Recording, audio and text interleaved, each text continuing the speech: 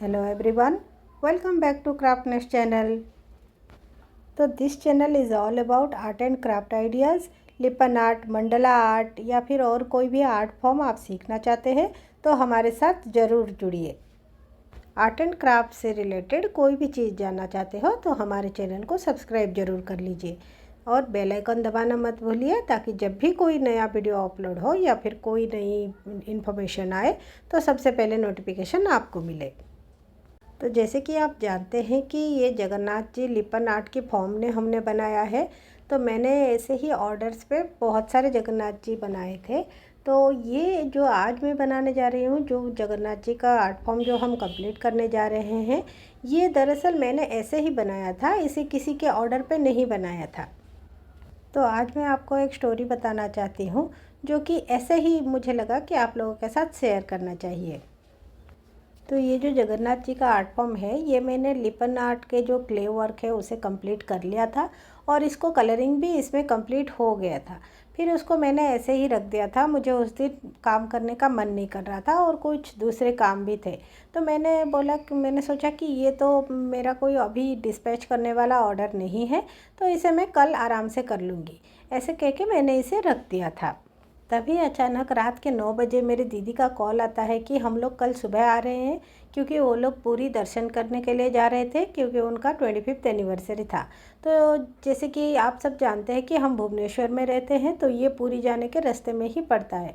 तो उन्होंने बोला कि वहाँ पे हम लोग मीट करेंगे, फिर उसके बाद हम लोग दर्शन करने के लिए पूरी जाएंगे। फिर मुझे ख्याल आया कि अभी रात को 9 बजे मैं कौन सी गिफ्ट लाऊं, क्योंकि उनका आना पहले से कुछ डिसाइडेड नहीं था, इसीलिए मैंने कुछ ऐसा प्लान भी नहीं किया था।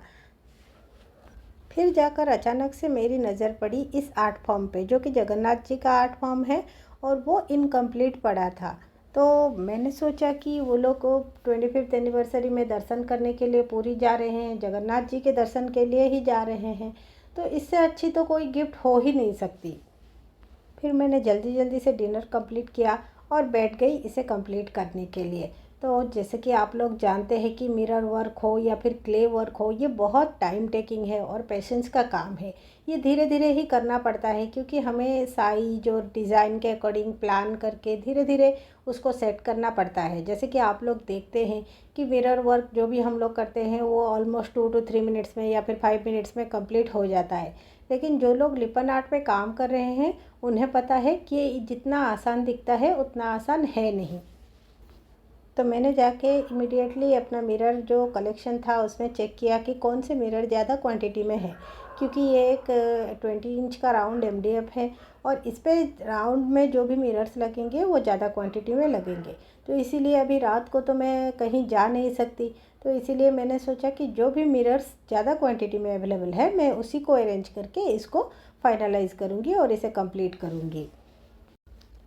तब भी ये जो छोटे छोटे मिरर्स में आखिर में लास्ट राउंड में जो प्लेस कर रही हूँ, ये थोड़े ख़त्म हो गए। अभी 2 to 3 इंच का स्पेस ही बचा था, लेकिन फिर भी ये मिरर्स, क्योंकि ये पहले से ही मेरे पास पड़े थे, मैंने इसको प्लानिंग से नहीं लिया था, इसीलिए ये ख़त्म हो गए।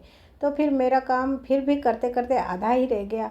फिर मैंने सोचा कि चलो बाकी चीज़ें तो कंप्लीट कर लेती हूँ, सुबह जाके इसे ढूंढ के सबसे पहले ये कंप्लीट करूँगी।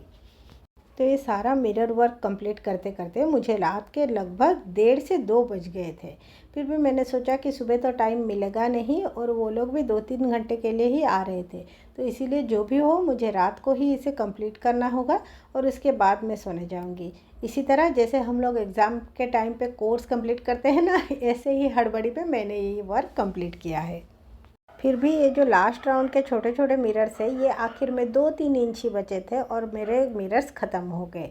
तो मैंने सोचा चलो कोई नहीं, सुबह ही जाके मुझे लाके इसे कंप्लीट करना होगा। तो जैसे ही सुबह 8 साढ़े 8 बजे मैं भागते हुए मार्केट गई, वो मिरर्स मैंने लाए और इसको कंप्लीट करके पैक किया। ऐसे ही हड़बड़ी में ही सही, पर मेरा ये लिपन आर्ट कंप्लीट हो गया। इस पर मिरर वर्क और जो भी फिनिशिंग वर्क थे वो मैंने कंप्लीट कर लिया।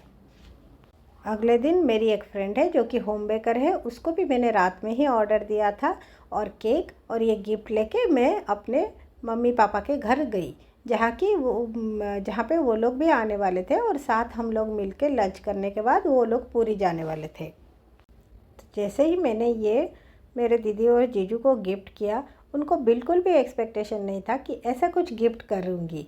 तो इसलिए वो देख के बहुत ही खुश हुए, और क्योंकि वो लोग पूरी दर्शन के लिए भी जाने वाले थे तो उन्होंने भी सोचा कि ये जगन्नाथ जी का ही आशीर्वाद है कि हमें वो लिपन आर्ट के फॉर्म में ही सही, लेकिन हमें यही गिफ्ट मिला।